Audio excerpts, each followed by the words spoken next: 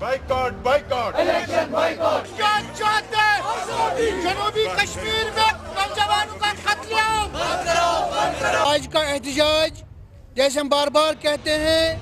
یہ تسلسل ہے اس احتجاج کا جس کا بنیادی مقصد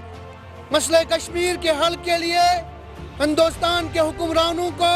یہ باور کرانا ہے کہ آزادی کی جو تحریک ہم نے شروع کی ہے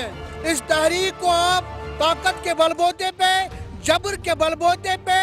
اور رشوت ستانی کے بل بوتے پہ نہیں بھی دبا سکتے ہیں. ہم نے آج کا جو یہ پروگرام ہے متحدہ مزاحمتی قیادت کی طرف سے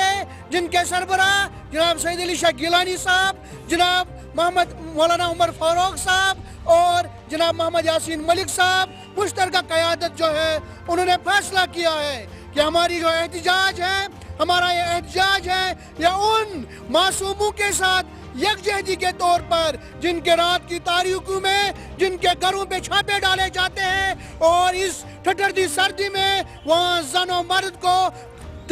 ان کو صدقوب کیا جاتا ہے. بس ہمارا ایک ہی مطالبہ ہے ہندوستان کو کہ وہ اپنی ضد اور ہر درمی چھوڑے اور مسئلہ کشمیر کی حقیقت کو سمجھے اور یہاں کے لوگوں کے بنیادی مقصد آزادی کو تسلیم کرے اور یہاں کے لوگوں کو حق آزادی دے، حق خود ارادیت دے اور تاکہ وہ اپنے مستقبل کا فیصلہ خود کریں گے.